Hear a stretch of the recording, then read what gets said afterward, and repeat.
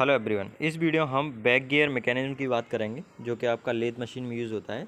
और basically back gear mechanism आपका head stock में होता है और बैक गियर मैकेनिज्म का काम होता है लेथ मशीन को सबसे कम स्पीड में रन करना। तो हम देखेंगे बैक गियर मैकेनिज्म कहाँ कहाँ यूज़ होता है और बैक गियर मैकेनिज्म किस तरह से काम करती है। तो देखते हैं। ये देखिए, ये लेथ मशीन का पावर ट्रांसमिशन का मैकेनिज्म होता है जिसमें जनरली जिसमें स्टेप कॉर्न पुलीज होती हैं, ठीक है, उसमें आपका बैक गियर मैकेनिज्म यूज़ होता है। आप देख सकते हैं यहाँ पे जो हेड स्टॉक होता है उसमें पावर का ट्रांसमिशन कैसे होता है वो सबसे पहले आप देखिए। सबसे पहले यहाँ पे मोटर होता है और मोटर से इस पुली में पावर का ट्रांसमिशन होता है बेल्ट ड्राइव के थ्रू। और इस पुली की जो शाफ्ट होती है उस शाफ्ट आप देखेंगे अलग अलग साइज़ की स्टेप्ड पुली माउंटेड है, ठीक है। ये जो स्टेप्ड पुलीज़ हैं इनमें पावर का ट्रांसमिशन होता है यहाँ से, और फिर ये बुश लगे होते हैं या बियरिंग लगे होते हैं इसको जो शाफ्ट होता है उसको सपोर्ट प्रोवाइड करने के लिए। फिर जैसे ही पावर यहाँ से इधर आ गया, इस शाफ्ट में आया, इस शाफ्ट से ये पुलिस घूमेंगी और इस पुलिस से बेल्ट ड्राइव के थ्रू फिर आप यहाँ पे पावर का ट्रांसमिशन करते हैं।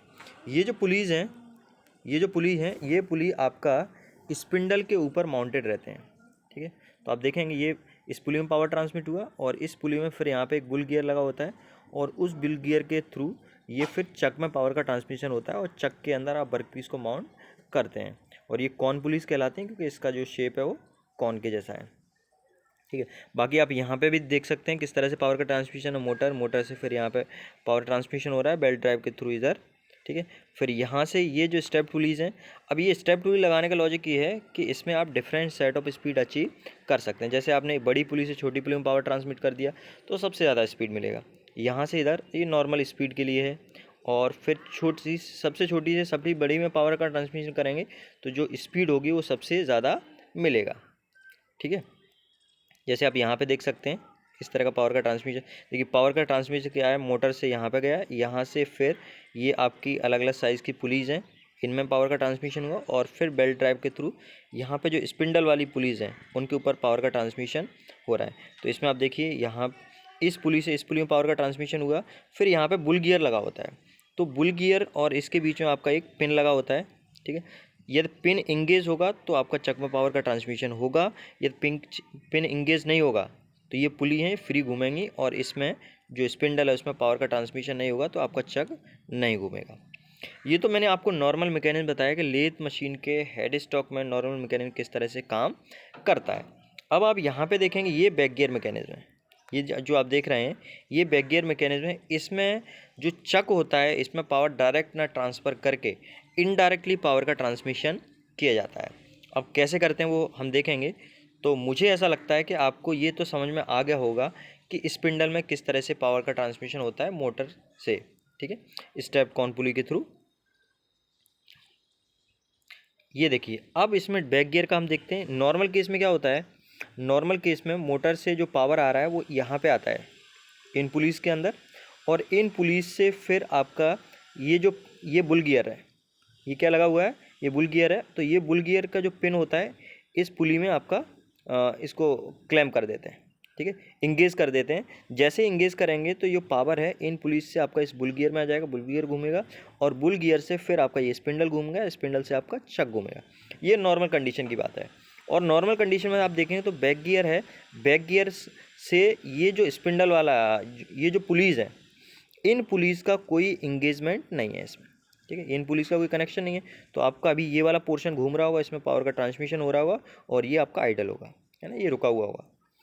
फिर क्या करते हैं, जब यहाँ पे एक लीवर लगा होता है तो इस लीवर से आप क्या करते हैं, ये वाला जो गियर होता है उसको यहाँ से गियर में इंगेज कर देते हैं। जैसे आप यहाँ पे देखिए, यहाँ पे आप इंगेज कर दिए। देखिए इसमें क्या हुआ, आपने इस लीवर से ये जो गियर बना हुआ है ना, बैक गियर के ऊपर एक बड़ा गियर है, इस बड़े गियर को आपने इस छोटे गियर में इंगेज कर दिया। तो पहले जो पावर था यहाँ पे आ रहा था और यहाँ पे पावर आ रहा था, तो उसकी वजह से क्या हुआ, ये बड़े गियर में पावर ट्रांसमिट हुआ, छोटे गियर से बड़े गियर में पावर का ट्रांसमिशन हुआ, तो आपका आरपीएम क्या हो गया, कम हो गया, स्पीड कम हो गया। फिर आप देखिए ये जो बड़ा गियर है ये एक शाफ्ट है ना, इस शाफ्ट पे आगे चल के एक छोटा गियर माउंटेड होता है। तो ये दोनों जो गियर्स होंगे ये सेम स्पीड से रोटेट हो रहे होंगे क्योंकि ये दोनों सेम ही माउंट पे सेम ही शाफ्ट के ऊपर माउंटेड हैं।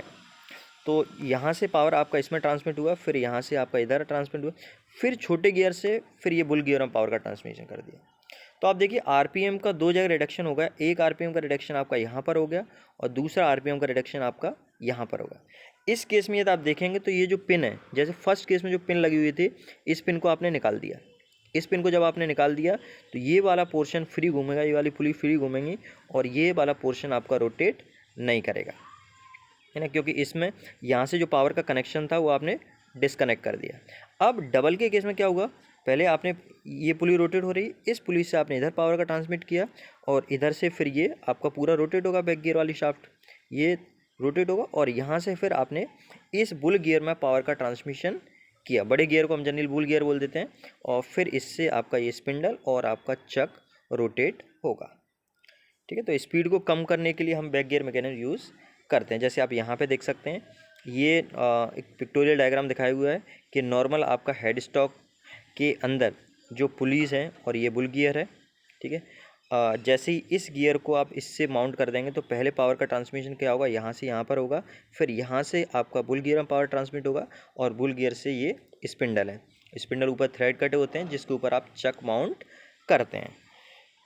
तो आई होप आपको चीज़ें क्लियर हुई किस तरह से बैक गियर मैकेनिज्म काम करता है। अब देखिए इसके क्या क्या कम यूज़ होते हैं।